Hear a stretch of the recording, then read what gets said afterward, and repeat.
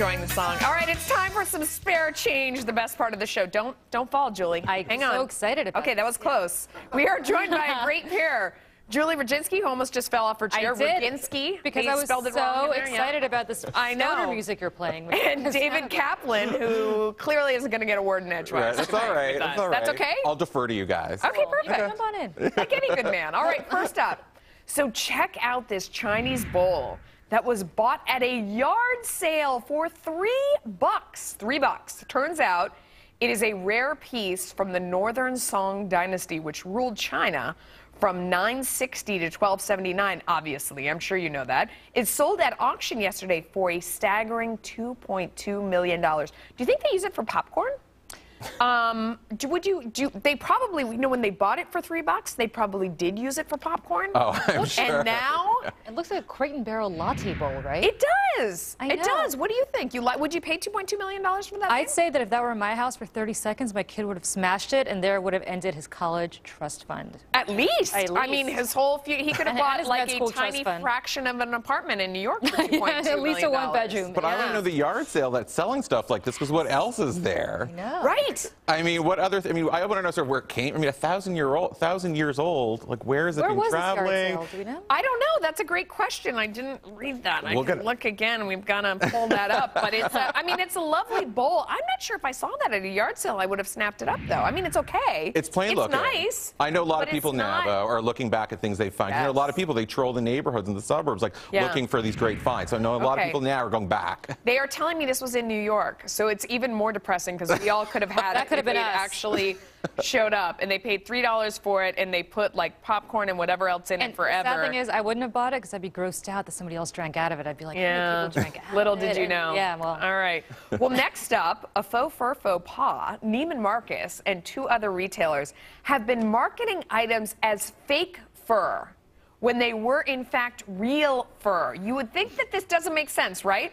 But experts say more people now are buying faux fur.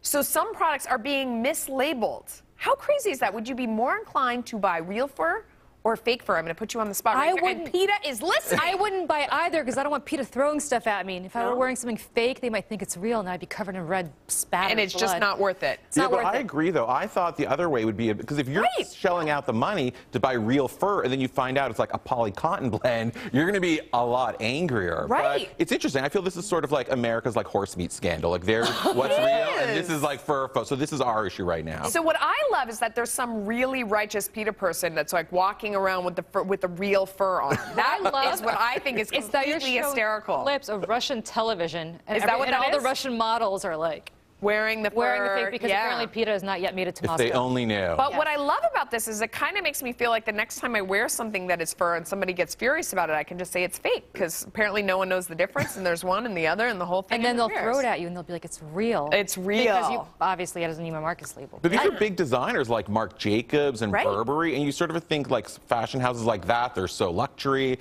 that they don't even know what they're putting in, or maybe they do. It's I think strange. they do know, and they were losing money on it because people weren't buying real fur. So they said, well, let's just call it fake and it'll all be Do fine. you think, like on the DL, the people that buy it kind of know that it's real and they were trying to market it to the rest of us as fake? But I don't know. I don't know. Interesting question. All right. Now Conspiracy theory about Marc Jacobs. Yes, conspiracy theory. All right, to a little gaffe during President Obama's trip to Israel. Things started off on a bumpy road when the president's limo broke down. The reason? It was filled with diesel instead of regular gas. Now a replacement limo is being brought in from Jordan.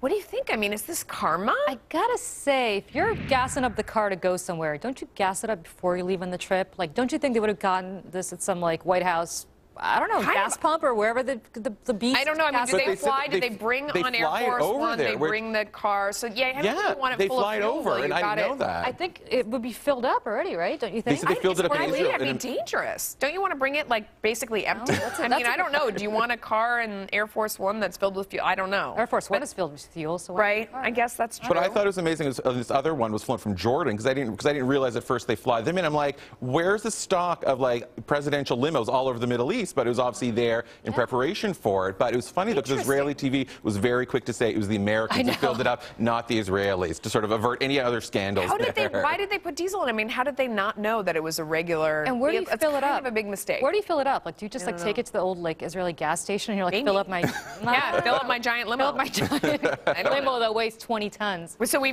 have a lot more questions than answers on that segment. So let's move on. Here's one with a surprise ending. 30 years ago, a man stole $800 from a grocery store in Michigan. He lived with the guilt for all this time. So now he has made amends and then some. He repaid the $800 plus an extra $400 in interest. He sent the money to local sheriff, who tracked down the store's original owner and is working on getting the money back to him. I mean, that's amazing. That's sweet. Although, what is the working on getting the money back to him? I mean, that sounds like that sheriff kind of maybe pocketed what was going on. How do you work on getting the money? Like, he found him, but he's working on getting it back to him. The IRS is working on getting him a refund every year, but somehow it never really shows up despite. It did have that great sort of small town sheriff aspect too, because he even quoted saying, he's like, I'm not going to dust for fingerprints on the letter to find out who sent it. He's like, too much work to do. But it makes sense, it's many years, but it's funny. It has that sort of, I don't know, but do we trust him that he's not going to dust it for fingerprints and figure out who it was? Do you even know this is a real story? No. This is all sketchy to me. I don't know. I mean, we got it off the internet. Isn't everything on the internet true? I mean, you just find it's like the $3 million bowl that was really and the Marc Jacobs completely erratic. You know the guy who sent that letter that was watching TV right now and was like, good, it made TV. Let us know who you are. All right. Let us know. Perfect. That's all the money we've got for you today. Thanks to both.